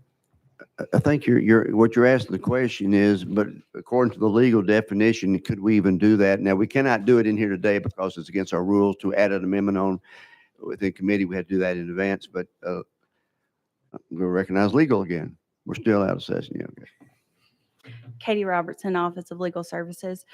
It says that it commit an act of mass violence on school property. So the threat could happen off of school property, but the threat would be to commit an act of mass violence on school property. Threat. On school property, the violence. Okay. Let me make sure, Mr. Chair. You're Let me make sure I'm clear. So we got to play on words here then. So it's not about where the person is. It's about where he's directing the threat to. Is that what you're telling me? Destination. Yes, it's against school property. Gotcha. Okay. Thank you. Okay. Thank you. Thank you. That's a good question. Very clarifying. Any other questions on that while we're out of session? Okay, we're back in session. Representative Baum. Thank you, Chairman White. Chairman Sapicki, some of the principals in my district have expressed concerns about guns. They've also expressed concerns about bombs and bomb threats. And it strikes me that your bill would cover a bomb threat as well. And if it would, it might be nice for the record to go ahead and state that explicitly. Chairman speaking. Yes, if you would make a threat of mass violence in regards to a bomb, yes, this would be a zero tolerance effect. Great minds think alike, Chairman Baum. Thank you. Thank you. Let's go to Representative Butler. I want to thank you for bringing this, and I won't go into the details, but for my kids' high school, a threat of violence came from a young man that was in mental trouble. He was not on school grounds, but he made the threat to go to the school and shoot up the school, which law enforcement took very seriously. And I don't think nowadays we can take a chance, regardless of where the comments made. We need to take those comments or those threats very, very seriously and address them. So thank you for bringing this bill. Thank you. Thank you. Okay, that's all I have on my list. Any Representative Jones, or did you have your hand up? Sir? 1 second. Did you have your hand up? Okay, he did not have his hand up. The question's been called. Any objection to the question? Hearing none. All those in favor of moving House Bill 340 out to calendar and rules indicate by saying aye. Opposed? The ayes have it. Moves out. Members, we have the room until 3:30, and we still got some. Hang on a second. I jumped ahead of myself. Representative Pickey, do you have any more bills? You got one more? It's not my fault, Chairman. It's how it fell. I know. It's been a long hour and a half. How much time do we have, Mr. Chairman? Well, we got the room to 3:30. We keep going. We've got Representative Sparks, Carringer in here, and we will get them while they're in here. So we got to 3:30. Mr. Chairman, my bill has a fiscal note on it. So if you want to, sir, we can take mine up. We can roll mine back, let other people do it first. It's up to you, sir. Okay, we'll roll it. Let's roll with 3 spaces right now. And let's go to item number 11, which is House Bill 358 by Representative Carringer. You got a motion and second on your bill. There's no amendments. Representative Carringer, explain. Thank you, Mr. Chairman. House Bill 358 is just cleaning up some existing provisions. It removes the language requiring the State Board of Education to suspend educator license for default on student loan payments. Tennessee Student Association Corporation is no longer a guarantee agency, and the language requiring them to determine if licensed persons were in default on student loans and to provide hearings and reports to licensing agencies on defaults was replaced by PC 1107 of 2022, Section 3, repealing the TCA 49-4-210. The law requiring the State Board of Education to suspend license for student loan defaults is therefore abbreviated and should be repealed as obsolete. So with that, I would ask for if there's any questions. With that explanation, members, questions to the sponsor? The question been called. Any objection? Hearing none, all those in favor of moving House Bill 358 out to calendar rules, indicate saying aye. Opposed? The ayes have it. Thank you, Representative Carringer. Thank you, You Chairman. have item number 12 also, 359. You got a motion and a second on your bill. No amendments. You're recognized on your bill. Thank you, Chairman and Committee. House Bill 596 or 359, I'm sorry, 359 is about charter school government board members undergo an annual training, which is approved by the State Board of Education and certified by the Charter School Center.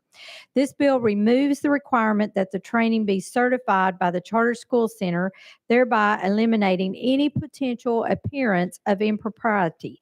This bill is brought by the State Board of Education, and the reason that we're bringing it is that the charter schools, charter center has gotten into the business of doing some of the training. So it is inappropriate for them to train and certify it. So this is why we're bringing this bill today. With that explanation, members, further discussion? Seeing none. The question's been called. All those in favor of moving House Bill 3598 out to calendar and rules indicate by saying aye. Opposed? The ayes have it. Moves out to calendar rules.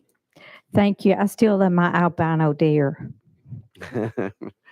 Okay, item number 13, House Bill 715. Representative Sparks, you got a motion and a second. You are recognized. I do not see amendments on your bill. You are recognized on your bill. Yeah, thank you, Chairman. Thank you, committee. Committee members, this bill just authorizes the use of TANF funds for school programs. I bring this with the support of the Tennessee School Board Association, as well as my county school board, as well as my county commission. I think there's a critical need. I think we all know when it comes to children's behavior, mental health, potential for violence, like the previous representative spoke about. I think we all get these issues. Before, I think the Tennessee School Board Association, Ben Torres is here, will say a few words. But before he says a few words, I want to share this letter. Y'all heard it in subcommittee. My assistant and I put an event together about 3 years ago, opioid mental health town hall. Well attended. Dr. Brian Terry was there, Tennessee Mental Health Cooperative, Tennessee Mental Health and Substance Abuse. Some of our judges, panelists, both school boards were there. This is a letter I'd received when I asked my school superintendent, the late Dr. Linda Gilbert. I said, if there's one tool in the toolbox, what could we use? What's the silver bullet? Remember, this is a 50-year educator. But remember, she passed away 3 weeks after she wrote me this letter. She passed. She says, please thank Representative Sparks for reaching out. Yes, more funding for counselors will certainly help with the social emotional issues we're seeing. Another area is social workers. They're vital, and many school districts aren't able to fund them. I'd also think it'd be helpful for him and other legislators to talk to school superintendents about the issues we're seeing in very young children. The behaviors, this is what's critical, members. The behaviors of our 6 to 9-year-olds are like nothing we've ever seen before.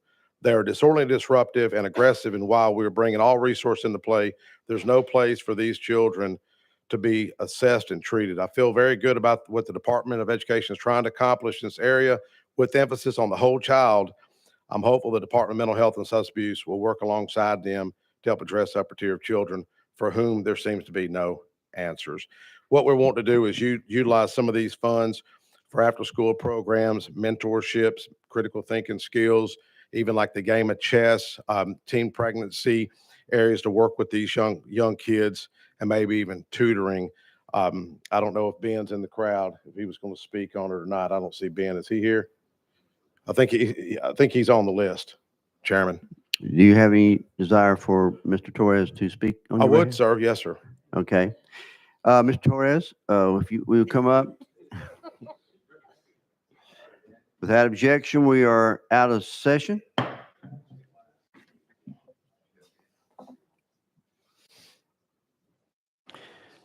You have 30 seconds. Now I give you the 2 minutes. You're recognized, Mr. Torres. Thank you, Mr. Chairman, members of the committee. School districts across the state have been towards with the Tennessee School Boards Association. School districts across the state have a number of programs that they have to address some of the issues that Representative Sparks was discussing.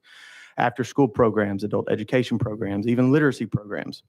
So the thought behind this piece of legislation was to look at alternative revenue sources, because right now the funds that come through the funding formula, BEP, that will shift to TISA, those are the funds that are being used in a lot of places for these programs. So we looked at other states, we looked at other options, and we looked at this specific type of program to see if those funds can be utilized for after-school programs, literacy programs, adult high school programs that I mentioned earlier, as just a different revenue source instead of asking for additional funding. Okay, with that explanation, I would like to ask the first question on that, and I think you just explained it. It was brought up in subcommittee when DHS was before us that these grants are already available now. It was explained to me that if we were open up to this, then that kind of sets another precedent as far as the funds coming out of TANF dollars, and is that a wise move? And it was also pointed out to me that if I can recollect my thoughts on that if we'll respond to that, and I come back to that question. There is another grant program out there. I'll defer to the department to explain their grant program specifically. I think they're on the list as well. There is another grant program out there, but it's an annual grant, and one of the concerns, districts working through that other grant process, if we have programs in place right now that can meet the requirements, this just allows that mechanism to be created. Okay, here's my second question. It was also said that one of the reasons TANF dollars built up so high to 700, in this case, 753 million, is because these grants were put out there, they weren't taken advantage of, and then so the money stayed in there and they weren't being used. Mr. Chairman, that may be one of the reasons as to why the funds built up. I can't necessarily speak to that over the years of how the funds were accumulated. What I can say is I'm hopeful that districts will utilize those funds to meet the needs of their students. Okay, thank you. That's my questions. Any further members want to? Chairman Baum. Thank you, Chairman White. And first of all, I want to thank my colleague from Rutherford County, Chairman Sparks, for bringing this bill. I know he's very passionate about this issue. I serve on the Finance, Ways and Means Committee, and we have spent a lot of time in budget hearings talking about this buildup of TANF funding. And we've really encouraged the agency to find a way to spend it. It's not meant to be a rainy day fund exclusively. It's meant to help people. If we allow that TANF funding to be applied for more generally by LEAs and many other entities and private charities, then would it have the ability to be spent down a little more readily than if it's earmarked for a specific group or a specific LEA? Because then if that LEA doesn't apply for it, then the money goes unused. Nobody else can apply for it. I guess my question is it easier to spend that TANF money on these kinds of initiatives if the grant process is very, very general, where lots of different entities, state organizations, LEAs can apply, versus earmarking it for one specific kind of organization or one specific LEA? You recognize. Thank you, Mr. Chairman. I hope that this type of program, if implemented, would help spend down those funds. As far as the use of those funds, it would have to fall within the requirements of TANF. So I would be hopeful that it would help spend down those funds. You recognize. One more question. I guess my last question is, are LEAs applying for these TANF funds? Have they been applying? And if so, do you have any idea of how many LEAs are applying for this pot of funding? You recognize. Thank you, Mr. Chairman. I'm aware of one LEA that applied through the current grant process. I believe, if I remember correctly, it was Cobb County with the Leader in Me. I think it was the Leader in Me program. I'd have to double check just to be 100% sure on the actual program. But again, to close, You I think reckon- any LEA could apply. Any could. Thanks. Okay. We also, let's continue the questioning. If we have any more from Ms. Torres, we also have DHS, Ms. Smith. She asked to testify also on this. So Ms. Callan, if you would come on up and have a seat. And once you're ready, you may begin. You also have 2 minutes. Good afternoon, Chairman and members. My name is Callan Schmidt, and I'm an Assistant Commissioner with the Department of Human Services. I want to start by thanking Representative Sparks and the School Board Association for spending time with us to tell us the intention behind the bill so that we could learn more. Unfortunately, the department is opposed to this piece of legislation, but we're not opposed because of the intention behind it. And in fact, we already can do this legislation, which is the reason for our opposition. Under the TANF Opportunity Act that passed in 2021, we established, well, you all established the community grant process. So the reserve from each year of our $191 million block grant rolls over into a community grant fund, and any eligible organization, such a nonprofit, or other eligible institution can apply for those grant dollars. And in fact, last year, we granted out with the last round of community grants, $121 million to community partners. The reason for our opposition is that if this bill were created, it would create an LEA-specific fund only, and those dollars would not be able to be accessed by other eligible organizations and lead up a potential caution is that those untouched dollars would add to our reserve over time. And I'm happy to take any questions. Any questions of Ms. Smith? Chairman Hurt? Thank you, Mr. Chairman. Maybe a couple questions here that we've discussed earlier, but in previously speaking to the sponsor and understand his intent, and then kind of where I was on it too, is our goal is to find more ways to get these funds out there, make sure that schools or whoever is eligible, LEAs or whoever is eligible, utilize these funds. So first, explain to me how they're being utilized now. It was asked earlier, how many schools have received them, how many have applied? Clarify that for me, where we are right now on that issue. Yes, sir. Thank you for the question. And Ben was correct. There is one current school that receives the community grant dollars. And to my knowledge, they're the only school that applied. And about to get a little bit in the weeds, TANF is a federal government block grant. There are a lot of strings attached. It is for low income and needy families. And that's the quickest way I can explain it. So to receive TANF dollars, you have to have an eligible TANF program. Cobb County High School uses TANF dollars for the Leader in Me program, which is an after-school mentorship program.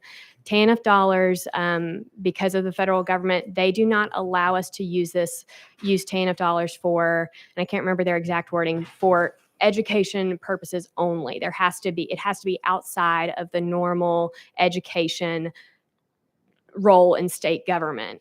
So that is why we give money to the Department of Education with TANF dollars. We give money to the Department of Health. We do give, but there is one application process, one program out there, but anybody is welcome to apply. Follow up? Let me kind of get to the point here and we'll get a reply from you real quick. So previously, there was only one LEA that applied.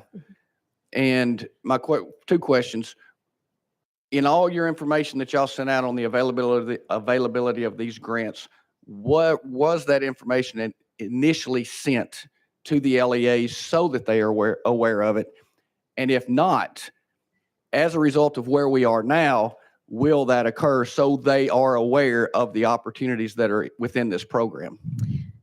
first answer to your question is that was before my time at the department, so I'm not sure. But unfortunately, Ben is stuck with me, and we've already exchanged business cards, and we'll be working with the School Board Association as the next round of community grants are available, with or without this bill passing. Representative Pickey? You'll pass. How about Representative McKenzie? Not so easy. But I won't be long. But I'd be remiss if I didn't talk about what you just said, and that's, there's a temporary. The T is for temporary, and the NF is for needy families. It's temporary assistance. So that's my concern with this bill, is that the reason Cobb County won the award, not just one just applied, is their grant application was applicable for TANF funds. If we just open up the floodgates, just because we got a bunch of money, and we got a bunch of money in there, shame on us, but we're going to do it. And my hope is that we exhaust these funds the right way to the right types of families. And that's my concern with this bill. Ms. Smith department, they understand what the rules are, what the application process is. So that's my desire, is to see them exhaust these funds properly and fully, but not just because we got a lot of money in the bank, that they go to temporarily assist needy families. And so that's my concern with this bill is written. So could you respond to that in terms of you all being the ones who are equipped to understand what the rules and regulations are, and that you have a plan to exhaust these funds?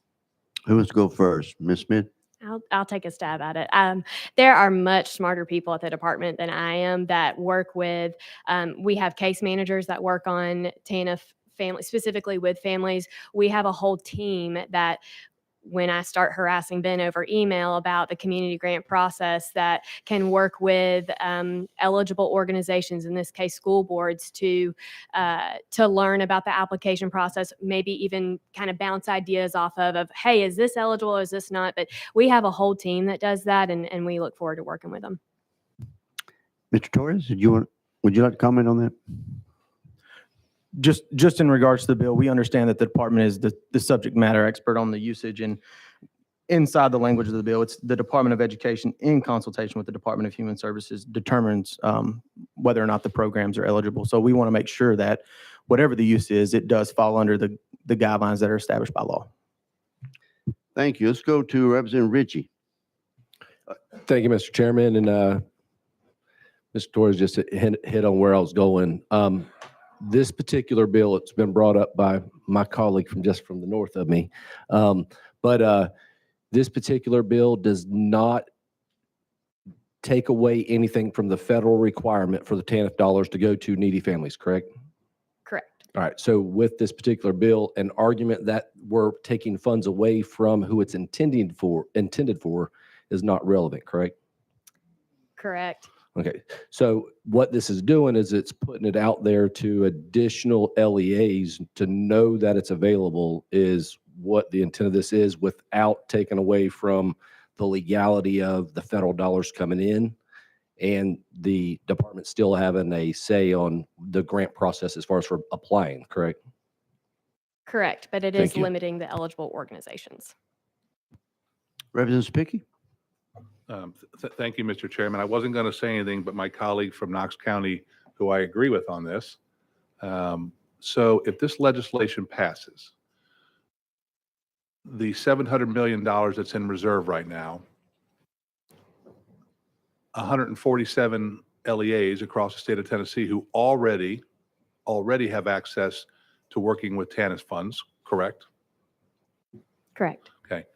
147 LEAs could put a run on the bank and drain this down to where we don't have any reserves, that if we do have families that are in need, you may not have the resources to address them, as broad as this is written. And then the other problem I'm looking at is the community partners that you deal with. If we pass this, it could limit their ability to gain access to TANF funds to help needy families. Am I so far correct? Yes, sir.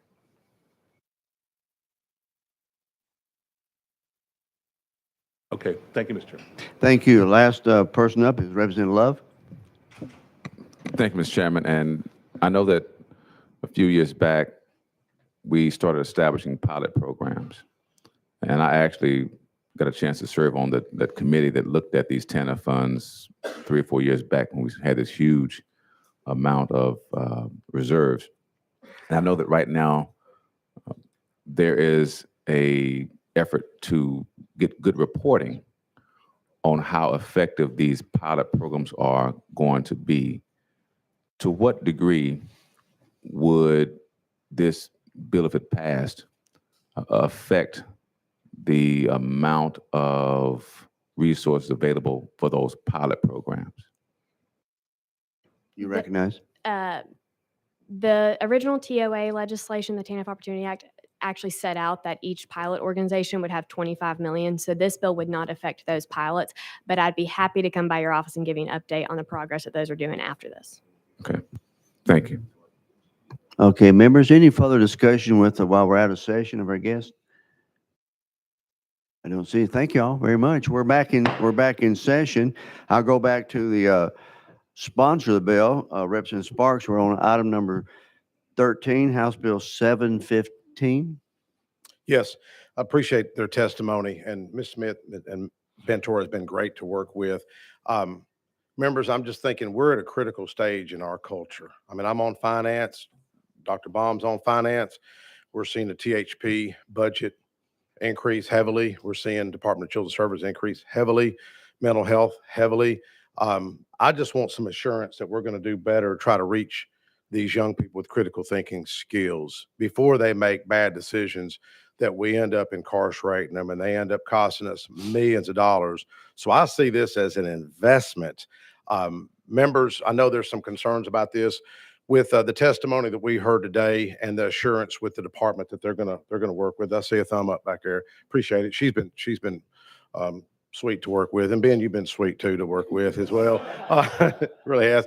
But with that, I think we're all trying to get to the right place. I had a great meeting with Representative McKenzie, and with that being said, I'll take the bill off notice, and we'll see how this works out throughout this year. Thank you, members. Thank you, Chairman. Well, Representative Sparks, without objection, then House Bill 715 is off notice. Thank y'all. Members, we're about out of time. All the other bills, if there's no objection, will be rolled to the next calendars, items 14 through 24 to next calendar. Do I entertain a motion to adjourn? We're adjourned.